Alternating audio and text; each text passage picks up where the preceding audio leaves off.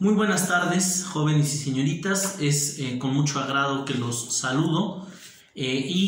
Pues bien, vamos a realizar el día de hoy un repaso de lo que fue nuestro primer parcial de este semestre de la materia de Filosofía 1.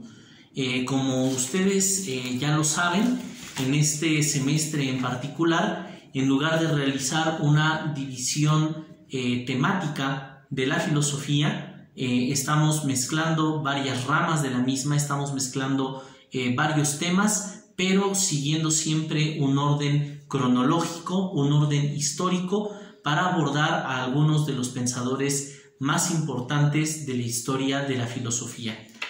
Así es que, bueno, para que ustedes puedan preparar un buen examen, vamos a comenzar. El primer tema importante que abordamos en este semestre fue, por supuesto, el de las semejanzas y las diferencias entre el mito y la filosofía. Como ustedes recordarán, en la época más remota de la historia humana, el mito fue la única manera en la que pudimos explicar el mundo a nuestro alrededor y nuestra situación en el mismo. Y fue a partir de este que en la antigua Grecia surgió finalmente la filosofía. Sin embargo, mientras que el mito tiene un carácter irracional, la filosofía se caracteriza por ser racional. Mientras que el mito es fantasioso, la filosofía procura ser metódica. Y mientras que el mito produce relatos, la filosofía produce teorías. Además de que el mito tiene un carácter colectivo, mientras que la filosofía es un producto individual. Sin embargo, lo que las mantiene unidas, lo que ellas tienen en común, es que ambas procuran dar una explicación del mundo y de la realidad a nuestro alrededor. Bueno, a continuación, por supuesto, también abordamos las distintas ramas de la filosofía. Y en lo que respecta a estas ramas de la filosofía, lo más importante es que tengamos presente cuáles son sus respectivas materias de estudio. Así, tenemos que la lógica es la rama de la filosofía que se ocupa de estudiar el pensamiento y la verdad, mientras que la epistemología se ocupa de la mente y el conocimiento. Por su parte, la metafísica es la rama de la filosofía que estudia la realidad y los conceptos con los que la entendemos, y por su parte, la ética estudia la cuestión del bien moral y el deber, y finalmente la estética se ocupa del tema de la belleza y del arte. También, por supuesto, para poder entender mejor a los distintos filósofos que abordamos durante este curso, propusimos una división de los dilemas primordiales de la filosofía, y de esta forma pudimos extraer tres temas principales en torno a los cuales los filósofos por lo general pueden tomar una de dos posturas que nos permiten clasificar o categorizar en alguna medida a estos pensadores, sin que esta categorización sea exhaustiva, sino apenas explicativa. Así es que el primer dilema es el dilema acerca de el orden de la realidad, y tenemos que, mientras que la postura metafísica ordena la realidad conforme a los principios del pensamiento, particularmente el principio de no contradicción, la dialéctica es una forma de entender la realidad como dinámica, cambiante y contradictoria. Por otra parte, si pasamos al segundo dilema, que sería el dilema acerca del origen del conocimiento, tenemos que la postura racionalista considera que el origen de todo conocimiento está en la razón, como lo está en las ciencias formales y matemáticas, mientras que el empirismo, tomando como modelo a las ciencias empíricas, por supuesto, a las ciencias naturales, considera que es en la experiencia donde está el origen de nuestro conocimiento. Y finalmente, en lo que respecta a el tema de la naturaleza del mundo, tenemos que la postura idealista considera que el mundo es esencialmente de naturaleza espiritual, mientras que la postura materialista considera que el mundo es más bien un orden de tipo material. Ahora, pasando al siguiente tema, vimos por supuesto a los primeros filósofos conocidos como los filósofos presocráticos, que buscaban el origen de todas las cosas, al que llamaron con el nombre de arché. Y así estos pensadores propusieron cada uno de ellos una identidad distinta para este origen. Así fue que, por ejemplo, Tales de Mileto propuso que el origen de todas las cosas estaba en el agua, pues el agua es el origen de la vida y todo en este planeta se encuentra rodeado de agua.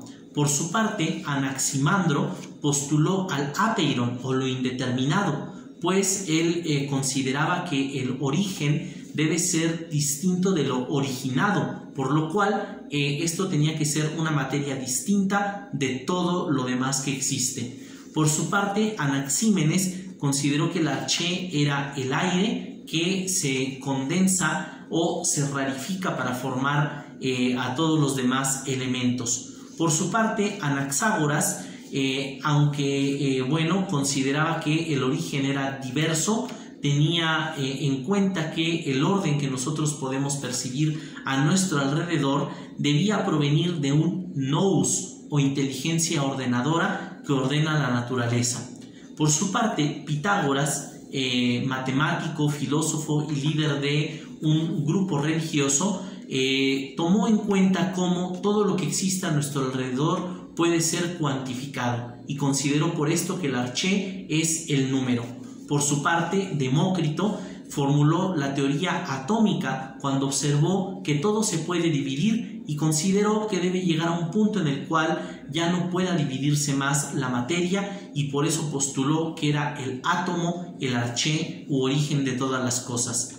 Por su parte, Heráclito de Éfeso, al observar que el mundo es siempre cambiante, postuló al fuego como una metáfora de este mundo que está en constante movimiento y transformación, aunque ordenado por una razón o logos. Y finalmente, Parménides de Elea consideró que la realidad cambiante a nuestro alrededor no es más que una pura apariencia, y que el verdadero origen de todas las cosas está en el ser perfecto, en el ser que se revela por medio del pensamiento, que no sufre cambios, mutaciones, corrupción, ni es afectado en ninguna otra manera, sino que es eterno y absolutamente perfecto e ideal. Después, por supuesto, de conocer a estos pensadores, abordamos también la época de los sofistas, estos pensadores de la antigua Grecia que no creían en la verdad. Por su parte, Protágoras negó la verdad por medio de la doctrina del relativismo, que se resumía en la frase «el hombre es la medida de todas las cosas», mientras que Gorgias, su discípulo, llegó hasta la postura del nihilismo, negando que el conocimiento pueda existir. Y así afirmó, primero, que nada existe; segundo, que de existir no lo podríamos conocer; y tercero, que de poderlo conocer no lo podríamos transmitir. Opuesto a la doctrina de estos personajes apareció Sócrates en la antigua Atenas, este sabio que deambulaba por la ciudad interrogando a todos con su método mayéutico. Recordemos que este método con el que Sócrates interrogaba a los transeúntes de la antigua polis de Atenas tenía una fase positiva. La fase positiva de la mayéutica es la inducción, que con sus preguntas ayudaba a los jóvenes atenienses a descubrir la sabiduría dentro de ellos mismos. Mientras que la fase negativa de la mayéutica, conocida como la ironía, le permitía a Sócrates revelar o desnudar la ignorancia de aquellos que se consideraban sabios, como lo eran los sofistas de su tiempo. Finalmente, en lo que respecta, digamos, en general a la actitud que Sócrates tenía frente al conocimiento, debemos recordar también que él profesaba lo que se conoce como la docta ignorancia, que es una postura de prudencia epistemológica, de prudencia frente al conocimiento, que se resume en una frase que se atribuye a Sócrates comúnmente y que dice: yo solo sé que no sé nada. Sin embargo, pasando, digamos, al tema ahora de la moral, debemos tener presente que para Sócrates la definición del mal moral es la ignorancia y que nadie obra mal a sabiendas, que todos obramos según el concepto que tenemos de lo que es correcto y que la única maldad moral consiste en ignorar lo que es genuinamente el bien. Al respecto también Sócrates afirmó que los seres humanos tenemos una conciencia moral a la cual él se refirió con el nombre griego del daimón, que nos previene de los actos incorrectos justo antes de cometerlos. Era, digamos, por este motivo que Sócrates se empeñó en enseñar a los jóvenes atenienses a buscar la virtud, pero sufrió el escarnio y el infundio de los sofistas, que finalmente lo llevaron a aquella sentencia fatal, aquella condena de muerte por la asamblea, por el tribunal de Atenas. Pero muy conmovido por la muerte de su maestro, el joven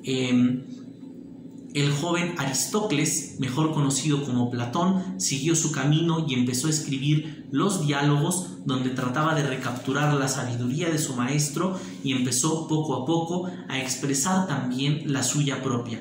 En lo que respecta al tema del conocimiento, tendremos presente el mito de la caverna de Platón, que nos habla de unos hombres que permanecían encadenados en el fondo de una caverna, de espaldas a una pared, viendo proyectarse sobre el muro las sombras de los objetos que sus captores pasaban delante de una hoguera, hasta que uno de ellos consigue escapar y entonces ve por primera vez el mundo afuera de la caverna. Cuando regresa y le quiere revelar a sus compañeros prisioneros lo que ha visto, estos se quedan incrédulos. Recordemos que para Platón esto refleja la diferencia entre dos conceptos fundamentales. Uno llamado con el nombre griego de episteme, que traducimos como conocimiento, que representa a aquel personaje que escapó de la caverna, y el otro, la doxa, también traducida como la opinión, que representa a aquellos que permanecen dentro de la caverna. Y mientras que el conocimiento es eterno y perfecto, como lo es el conocimiento racional de la geometría y de las matemáticas, la opinión proviene no de la razón sino de los sentidos, como lo hacen todas las ciencias empíricas. Para Platón, el acto del conocimiento consistía únicamente en recordar las verdades eternas que el alma ya ha contemplado más allá de este mundo, en el mundo de las ideas. Cuando el alma viene al mundo terrenal, olvida aquellas verdades eternas, pero las recupera cuando nosotros, por medio de la razón, tenemos atisbos de aquellas verdades eternas. Sin embargo, este no sería el único tema sobre el cual Platón nos ilustraría con un mito, pues a través del mito de la carroza o del auriga es también que nos trata de instruir sobre el conocimiento moral. De acuerdo con este mito, nuestra alma es como un carro jalado por dos caballos, un caballo blanco que asciende a los cielos y un caballo negro que se enfila hacia los infiernos. El caballo blanco representa, por supuesto, la virtud, la parte mejor de nosotros mismos, mientras que el caballo negro representa el vicio, la parte terrenal, la parte corpórea y concupiscente de nuestra alma. La misión del conductor o auriga es la de mantener en equilibrio este carro para que el mismo no se estrelle y pueda finalmente ascender a los cielos o regresar al mundo de las ideas. En lo que respecta al tema de la estética, al tema del arte, también Platón basó en su propia teoría del mundo de las ideas su opinión acerca del arte y nos enseñó que el arte es ante todo imitación o dicho en griego, el arte es la mímesis.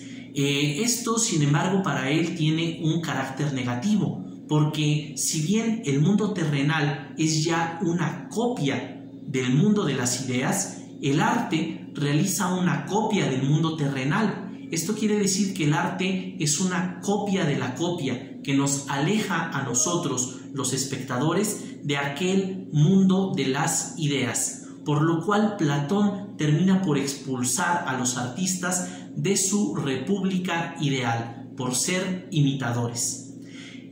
Por otra parte, en lo que respecta al tema de la belleza, en el diálogo de Lipias Mayor, nosotros a través de este intercambio entre el personaje de Hipias y el de Sócrates, vimos cómo Platón distinguía dos clases de belleza. Una belleza que corresponde a este mundo, una belleza sensible que se capta por medio de los sentidos y que tiene un carácter subjetivo, tiene un carácter relativo y además de todo es una belleza pasajera. Mientras que aquella belleza que está más allá de este mundo, accesible únicamente por medio de la inteligencia, por medio del pensamiento, en aquel mundo de las ideas, es una belleza inteligible. Y esta belleza inteligible tiene todas las cualidades contrarias. Es objetiva, es decir, que debe parecerle bella absolutamente a todos. Es absoluta, pues no puede parecer, menos bella en comparación con nada más, sino que es absolutamente bella y por otra parte es también, por supuesto, una belleza eterna. Sin embargo, Platón a su vez tendría un discípulo con una opinión muy distinta acerca del conocimiento y de la realidad en general. Por supuesto que nos referimos a Aristóteles, quien postuló primero que nada la idea de la entelequia, el primer motor o motor inmóvil que mueve toda la realidad sin ser movido por nada más, explicando así el problema de la transformación o del devenir en la realidad sensible. Por otra parte, también Aristóteles nos enseñó el concepto de la sustancia y del accidente, siendo la sustancia aquello que permanece sin transformarse en medio de todos los cambios que ocurren a su alrededor, mientras que los accidentes son aquellas partes de la sustancia que cambian y que se transforman. Al respecto, por supuesto, podemos recordar que cuando yo era joven tenía una larga cabellera que hoy ya no tengo. Esa cabellera sería el accidente, mientras que por mi parte yo soy la sustancia que permanece a través de aquellos cambios o transformaciones. Por otra parte, con Aristóteles también conocimos la teoría de las cuatro causas. La causa material nos dice aquello de lo que algo está hecho. Por ejemplo, si se tratara de un poema, la causa material del poema serían las palabras y los versos con los que está compuesto. La causa eficiente es aquello que realiza el objeto del que hablamos o que pone en movimiento, que pone en marcha su existencia. Así, la causa eficiente del poema sería el poeta que lo compone. Por otra parte, si hablamos de la causa formal, sería, aquella que define o que da un principio lógico, una forma lógica a aquello de lo que estamos hablando. Por tratarse, de un poema, la causa formal del poema serían las reglas de la composición poética, la métrica, la rima, etc. Son aquello que le da su forma al poema. Finalmente, o por último, la causa final es el propósito por el cual existe aquello de lo que hablamos. Tratándose del poema, su causa final sería la causa de deleitarnos o de provocarnos un placer estético.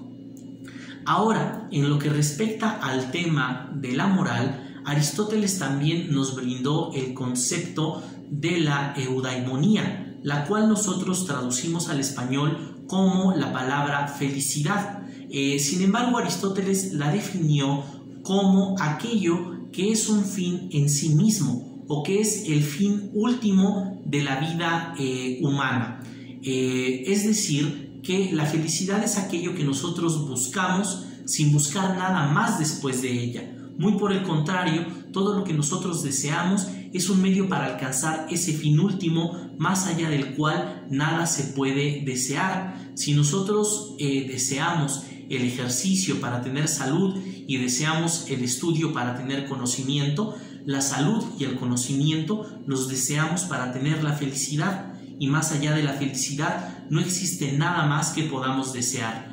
Este fue el objeto principal de la Ética Nicomaquea, aquel libro que Aristóteles dedicó a Nicómaco, su hijo adoptivo. Ahí también pudimos ver la teoría de las tres almas de Aristóteles, según la cual nosotros compartimos un alma con las plantas y los animales, que se trata del alma vegetativa, aquella parte de nuestra alma que se ocupa del crecimiento.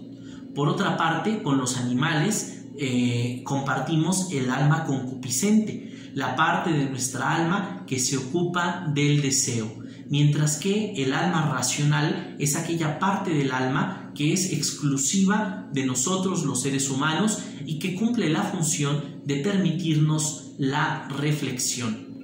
Por otra parte, también dentro de este libro, esta obra de la Ética Nicomaquea, pudimos conocer también los 4 caracteres morales que Aristóteles distingue, siendo el carácter del hombre virtuoso el más perfecto, puesto que desea el bien, practica el bien y además de todo, él conoce lo que es el bien, es decir, que reúne las 3 cualidades positivas. Debajo de él se encuentra el hombre continente, que debe frenarse frente a sus deseos egoístas. Este también conoce lo que es el bien, también por supuesto lo practica, pero no lo desea. Tiene que obligarse a sí mismo a practicarlo.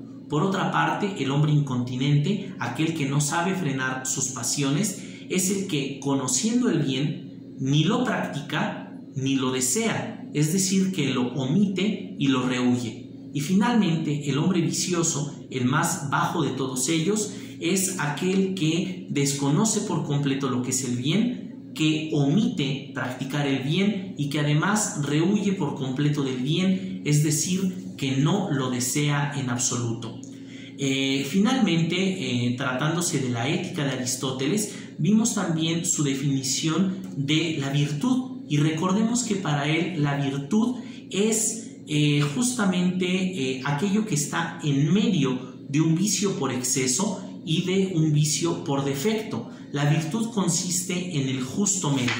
Podemos mencionar algunos ejemplos de ella, por ejemplo, la virtud del valor, que se encuentra entre el defecto de la cobardía y el exceso de la temeridad. La virtud de la templanza, que se encuentra entre el defecto del desenfreno y el exceso de la insensibilidad. También está la virtud de la liberalidad, que se encuentra entre el defecto de la avaricia y el exceso de la prodigalidad. La veracidad, por ejemplo, se encuentra entre el defecto del disimulo y el exceso de la fanfarronería.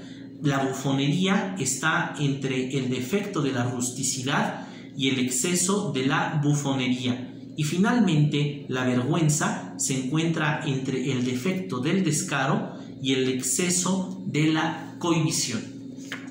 Pasando ahora a la poética de Aristóteles, ahí Aristóteles nos habló acerca del teatro, nos explicó las diferencias fundamentales entre el género de la comedia y de la tragedia, no sin antes habernos explicado también el concepto de la catarsis. Recordemos que la catarsis es una profunda conmoción de nuestros sentimientos y de nuestro ser producida por el arte, la cual nos renueva por completo espiritualmente, renueva nuestros ánimos, purifica nuestros sentimientos.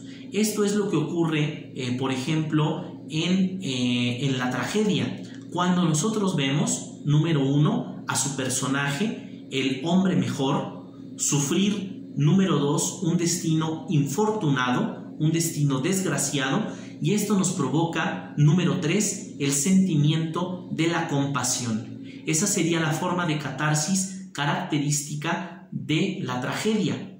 Por su parte, la comedia tiene las cualidades opuestas. En ella, el protagonista es, número 1, el hombre peor. Su destino, número 2, es afortunado o bienaventurado. Y número 3, el resultado de ver la buena fortuna del hombre peor es la hilaridad, es el tipo de catarsis que nos produce la comedia.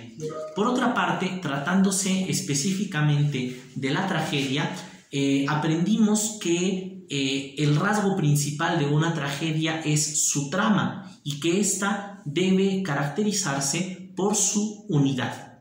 Por otra parte, tratándose también de la tragedia, el segundo elemento de importancia es el carácter o personaje que debe caracterizarse, debe distinguirse por su consistencia. Y además también con Aristóteles vimos dos maneras positivas y dos maneras negativas de concluir la trama de una tragedia. Una manera positiva es la del reconocimiento, donde el protagonista de pronto descubre su destino cuando una pieza clave de información es revelada. Por otra parte, se encuentra también la peripecia, donde un personaje que trata de hacer algo bueno, las cosas le salen mal y todo termina de una forma trágica, de una forma terrible. Pero, por otra parte, los malos poetas, nos dice Aristóteles, por una parte tienen una forma errónea del reconocimiento, a la cual él llama el falso mensajero, que es cuando ese giro final de la trama no nos convence o resulta ridículo. Y por otra parte, tratándose de el Deus ex machina o maquinaria divina, consiste en aquella solución inverosímil o increíble que tiene una historia en la cual el personaje no resuelve por sí mismo sus problemas, sino que viene la mano divina a ayudarle. Es el destino el que lo soluciona todo. Finalmente, para concluir con los filósofos de la época antigua, recordemos que también estudiamos a las 5 escuelas helenísticas, cada una de las cuales tenía su propio ideal de la virtud, con la cual propusieron a los hombres de su época enfrentar las dificultades del periodo convulso que vino tras la fragmentación del imperio de Alejandro. Pues bien, así fue como, por ejemplo, la escuela de los estoicos nos aconsejaba la imperturbabilidad como un modo de vida que nos alejara de las perturbaciones a nuestro alrededor. Por otra parte, los cínicos se proponían como ideal de vida la autosuficiencia. Ellos no tenían interés en absolutamente nada de lo que la sociedad dijera sobre su modo de vida cercano a la naturaleza. Por su parte, los hedonistas identificaron la felicidad humana con el placer, y los epicúreos, con el placer, en el caso de los hedonistas, el placer desmedido o complacencia. En contraste, los epicúreos también creyeron en el placer, pero en un placer moderado, es decir, la frugalidad, pues observaron que el placer excesivo fácilmente se convierte en dolor. Y finalmente, la escuela de los escépticos prefirió evitar toda controversia y suspender el juicio frente a todas las cuestiones difíciles. Aconsejaba la suspensión del juicio o la duda. Después, por supuesto, hicimos un rápido repaso de la Edad Media y del Renacimiento, aunque sin detenernos detalladamente. Conocimos, por supuesto, la filosofía escolástica, la filosofía patrística antes de ella y el humanismo renacentista. Pero al terminar este periodo, comenzamos primero con los filósofos racionalistas. Así fue que hablamos de René Descartes. René Descartes, recordémoslo, buscaba una verdad que no pudiera ser puesta en duda, y así fue como formuló aquella enunciado en latín que dice cogito ergo sum, que en español quiere decir pienso, luego existo. Con lo cual él afirmaba que la existencia personal, individual, es lo único que no se puede poner en duda, pues cuando estamos dudando, estamos pensando, y ello significa que existimos. A partir de esto, Descartes describió la realidad por medio de su dualismo, pues él concebía que en este mundo la materia y el espíritu coexisten. Existe por una parte la res cogitans, la cosa que piensa, y por otra parte la res extensa o la cosa que ocupa el espacio.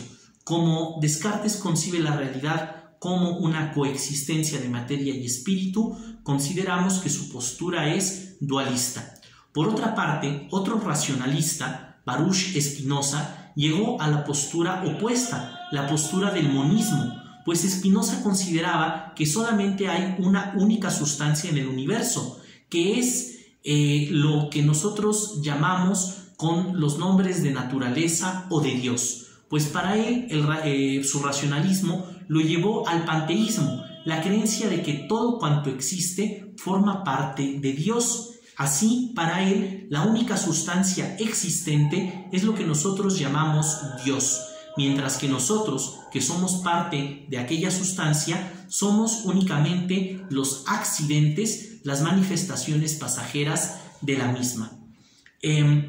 Por otra parte, pasando a los filósofos empiristas, tuvimos primero al inglés John Locke, que negó las ideas innatas en las que creyeron los racionalistas, y él afirmaba entonces que nuestra mente es una hoja en blanco o tabula rasa que se va llenando con nuestras experiencias y que llevan nuestro conocimiento de las ideas simples a las ideas complejas. Por otra parte, el irlandés George Berkeley negó la existencia de las ideas generales, y para él, en una frase en latín, esse est percipi, quiere decir que existir es ser percibido. Para él solamente existen los objetos que son percibidos y los espíritus que los perciben. Sin embargo, esto significaría que cuando algo no es percibido, tendría que desaparecer. Sin embargo, para él esto es una prueba de la existencia de Dios, pues en el concepto de Berkeley, Dios es aquel espíritu absoluto que percibe todo el universo en todo momento, por toda la eternidad.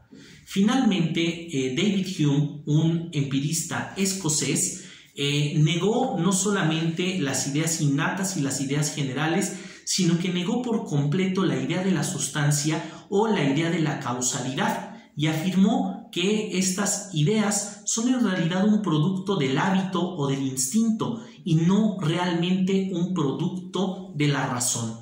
Para él, nuestra mente se compone de sensaciones y de ideas que se almacenan en la memoria y después se vuelven materia de nuestra imaginación.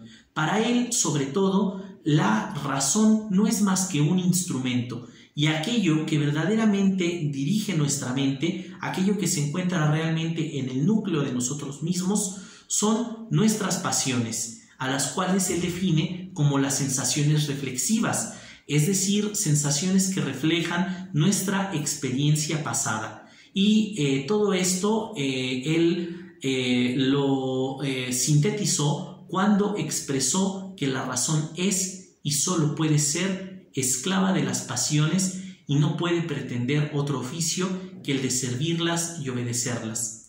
En fin, espero que este repaso pueda servirte para tu examen. Ha sido algo extenso, pero espero también que muy completo, así es que ánimo y muy buena suerte.